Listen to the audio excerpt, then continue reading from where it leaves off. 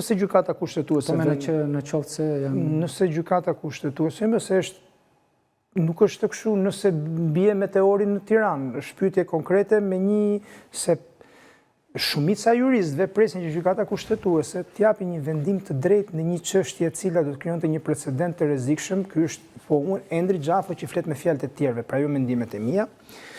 Nëse do të krijonte, do të shkarkonte një kryebashkiak, abstrahojmë nga emri, në këtë mënyrë dhe të thoshte që shiko se unë nuk i referohem kushtetutës, por i referohem një neni të një ligji tjetër. Nëse ideja është pra nëse gjykata kushtetuese vendos që zgjedhjet e pjesshme të jenë të pavlefshme, flasim për Tiranën, çfarë ndodh me gjithë përgatitjet, dekretin për ju lëm dekretin le ta marrë Bajrambegaj mbrapsht, fondet e harxhuara nga KQZ-ja që janë nga taksa paguesit shqiptar. Asnjë gjë çfarë të ndodhi, sepse ka një vendim të gjykatës kushtetuese, nëse do të ishte një vendim i tillë i gjykatës kushtetuese dhe sipas parashikimeve kushtetuese, vendimet e gjykatës kushtetuese janë të detyrueshme për të zbatuara nga të gjithë institucionet publike apo nëse zgjedhjet janë bërë në Tiranë, vendimi i gjykatës del. Është njësoj sikurse gjykata kushtetuese të shpalli zgjedhjet e pavlefshme të cilat janë zhvilluar. Është parashikim kushtetues, parashikim... Do me thënë nëse zgjedhjet bëhen dhe gjykata kushtetuese thotë që shkarkimi i rënviliet ishte i bie që zgjedhjet anullohen në Tiranë? Nuk e di se çfarë, këtë nuk e di se çfarë vendimi mund të marrin. Nëse zgjedhjet do shpallen të pavlefshme, natyrisht që zgjedhjet përsëriten. Kjo është gjykata kushtetuese duhet ta specifikojë që zgjedhjet janë pavlefshme apo zgjedhjet shpallen pavlefshme thjesht duke thënë që shkarkimi i rënviliet ishte i jo i mbështetur në kushtetutë. Nuk di ta them këtë.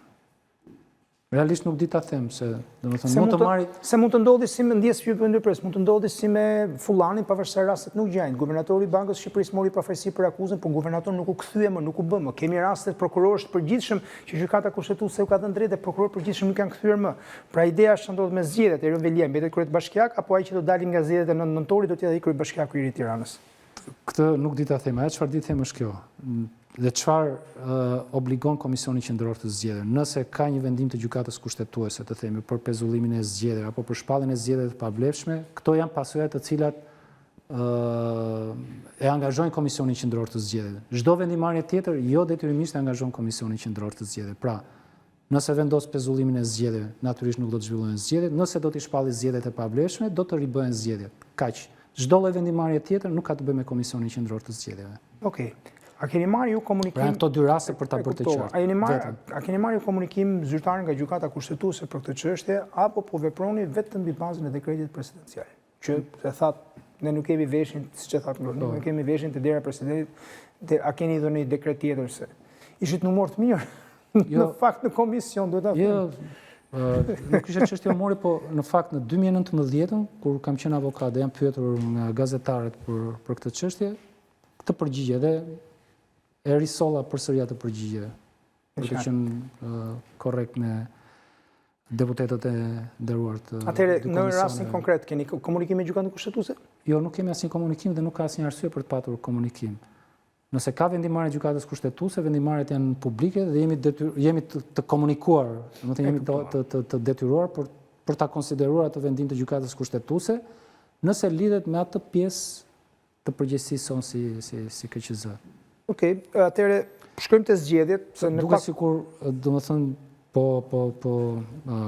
ndoshta për dikë që shjo këtu kjo gjë nuk është kaq e qartë. Për Komisionin Qendror të Zgjedhjeve kjo është kaq e qartë sa nuk ka diskutim. Nëse gabon presidenti, KQZ-ja nuk gabon se ndjek pas presidentin, e thënë thjesht.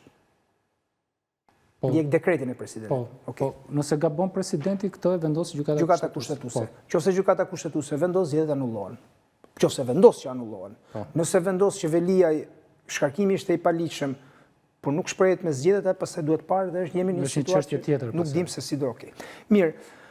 Shkojmë përsëri në zgjedhje një periudhë shumë të shkurtër kohore. Një nga ankesat që Partia Demokratike ka pasur dhe sot kishte vazhdimisht parregullsitë në zgjedhje. Dhe raporti OSBE Odirit, i cili pritet të dalë këto ditë, megjithatë kemi raportin paraprak të tyre, ka qenë mjaft i ashpër me zgjedhjet. Tani, PD-ja është nivel që kërkonte edhe pavlefshmërinë e zgjedhjeve OSBE Odiri, ende nuk dim raportin përfundimtar në çfarë niveli do të jetë ai finali. Ju si lexoni situatën? Që asnjëra prej palëve opozit, vëzhgues, safëngjat, nuk thonë që zgjedhjet ishin të mira. Në lidhje me u bë ky diskutim sot edhe në mbledhjen e përbashkët të dy komisioneve parlamentare dhe pata një pyetje aty nga deputetët në lidhje me cili është gjykimi dhe vlerësimi im për zgjedhjet e 11 majit. Dhe pak a shumë thash të gjithë çfarë po them në vim, që Komisioni Qendror i Zgjedhjeve apo dhe Komisioneri Shtetëror i Zgjedhjeve janë pjesë e asaj gjës që gjykohet dhe vlerësohet, si nga vëzhguesi, nga opinioni publik, media dhe të tjerë. Dhe është pak e vështirë, nuk është në fakt, se unë e kam opinionin dhe mendimin tim për këtë, po nuk do të ishte shumë ndoshta e besueshme të themi për këtë do tjetër, gjykimi dhe vlerësimi im për veten time dhe në një mënyrë për procesin zgjedhor. Dhe ndaj thash që se çfarë ka thënë Odiri është ajo si e ka thënë ai me ato fjalë dhe nuk ka nevojë që ne t'i shtojmë fjalë të tjera. Pra, është ajo kryefjalë që ka përdorur, ai kallëzues, ai kundrinor, e rrethanor dhe nuk ka nevojë. Sepse ndonjëherë duke u përpjekur të themi që unë e kuptoj kështu, ajo është shkruar, dhe disa gjëra aty janë shkruar qartë dhe nuk ka nevojë për t'i dhënë një kuptim tjetër. Ja, për shumë presuni me administratën, abuzimi me burimet shtetërore. Jo, ai do lexuar siç e kanë thënë, nëse është kështu është ashtu në raportin e Odirit. Pra, nëse Odiri e thotë këtë, ashtu është. Po është ashtu për çdo gjë, çfarë ka thënë Odiri. Si ishin zgjedhjet sipas Ilian Selibashit? Se tani kam Ilian Selibashin.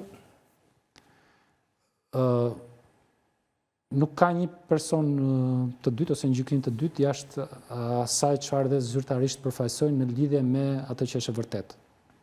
Dhe e vërteta ime për procesin zgjedhor është që këto zgjedhje prodhuan këtë qeveri bazuar në votën e qytetarëve. Për këtë jam i sigurt. E kuptoj shumë mirë që kur opozita i konsideron zgjedhjet një farsë, do të thotë që ka diçka që nuk shkon aty. Natyrisht që ka gjëra që nuk kanë shkuar, po jo të tilla për të vënë në diskutim, mendoj unë, legitimitetin e atyre që qeverisin sot.